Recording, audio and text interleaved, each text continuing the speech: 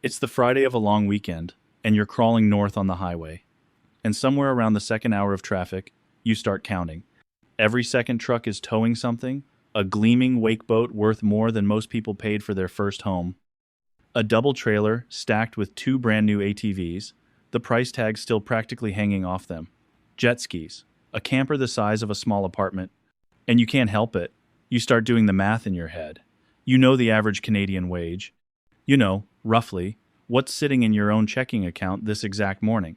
And a quiet, uncomfortable question starts to form behind your eyes. What did all of these people figure out that I didn't? What secret source of wealth did I somehow miss? Here is the truth, and it is going to change the way you see that highway forever. Most of them didn't figure anything out. There is no secret inheritance. There is no hidden side business. What you are looking at, bumper to bumper, is not wealth at all. It is the silent, high-interest engine that quietly powers the entire Canadian toy culture. And today, we are going to peel back the bark and show you exactly what is underneath.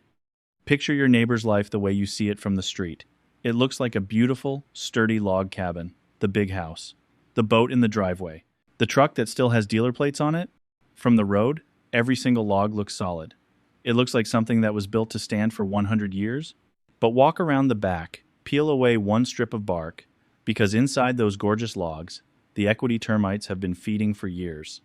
Every time the house went up in value, those termites got fatter, because every gain became a fresh excuse to borrow. That is the HELOC, the home equity line of credit, chewing quietly through the beams, hollowing out the structure, one draw at a time. From the outside, the cabin looks magnificent, but on the inside, there is no heartwood left. It is a shell held together by its own paint. And here is the terrifying part. A cabin like that stands just fine, right up until the ground moves. One small economic earthquake, a layoff, a mortgage renewal at a higher rate, a single bad quarter at work, and the whole beautiful structure comes down all at once, because it was never really being held up by wood. It was being held up by debt. So how did an entire country end up living in hollow cabins? It starts with a feeling. Over the last decade, homes across the GTA, across the Muskoka and Okanagan Lake country, what we might call the cottage country effect, absolutely exploded in value. And when your home is suddenly worth hundreds of thousands more than you paid for it, you feel wealthy. Genuinely, deeply wealthy. The problem is, what Canadians decided to do with that feeling. Instead of leaving that gain inside the walls, they turned the house itself into an ATM. The bank hands you a HELOC, today at roughly 5.5%, variable, and secured directly against your home, and suddenly that paper wealth starts to feel like a plastic credit card with a six-figure limit. The boat, the side-by-sides, the kitchen reno, the trip. Swipe, swipe, swipe. It never feels like debt. It feels like spending money you already earned. But you didn't earn it. You borrowed it against a number on a real estate website, a number that can fall just as quickly as it climbed. And understand, this is not some fringe behavior. StatCan now reports that Canadians owe about $1.80 for every single dollar of disposable income, one of the heaviest household debt loads in the entire developed world. We are already handing over roughly 15 cents of every dollar we bring home just to service the debt we've got. This is not the exception. This is the water we are all swimming in.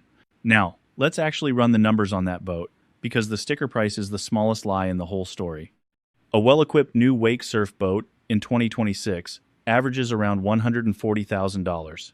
But let's be generous and use a clean, round example. A $100,000 boat.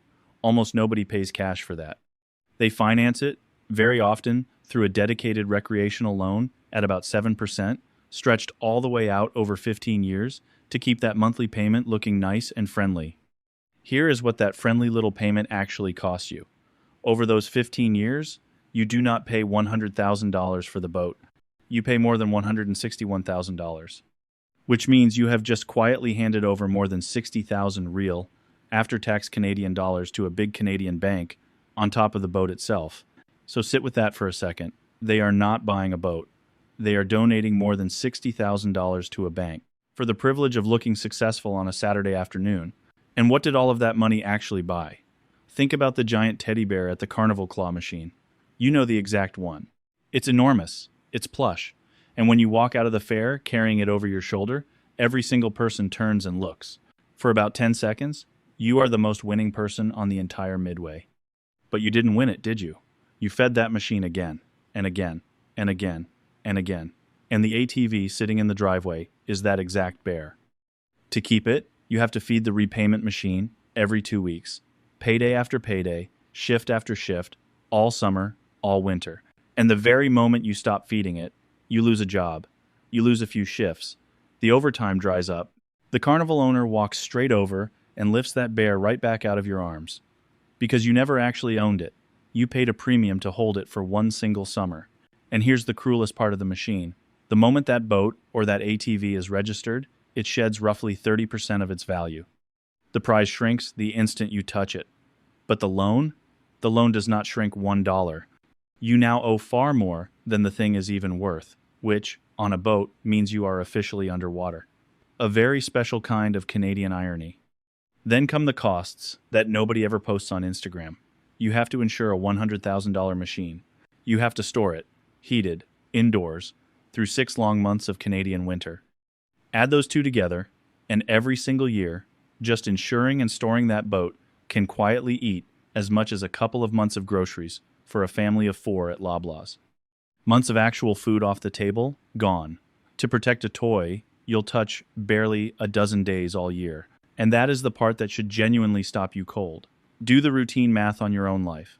Picture any random morning, the very start of the work week. You get up in the dark, you commute, you grind, and when you actually trace where that paycheck goes, you realize the boat payment, plus the insurance, plus the storage, plus the fuel, means you are working from Monday morning straight through Wednesday afternoon just to pay for a toy that sits in a locker 48 weeks out of the year. You are trading half of every single week for 15 straight years in exchange for a couple of dozen afternoons on the water. Now here is the number that actually hurts. Take that exact same boat payment, the roughly $900 a month, and instead of shipping it off to a bank, you drop it into a low-cost global equity ETF inside your TFSA. Same payment, same discipline. Let it run for 20 years. Assuming a long-run average of about 8% a year, that quiet little stream of payments grows into more than $500,000. And because it is sitting inside a TFSA, the CRA never takes a single cent of that growth. $500,000 completely tax-free versus a rotting boat you eventually sold at a loss. That is the real trade nobody shows you. They did not just buy a boat. They took an entire retirement, poured gasoline on it, and called it a good time on the lake. So let me show you what real wealth actually looks like in this country, and I promise you, it is not the thing towing past you on the highway. Real Canadian wealth is quiet. It's almost boring. It's an older, fully paid-off truck that runs perfectly fine. It's a maxed-out TFSA and a healthy RRSP working silently in the background.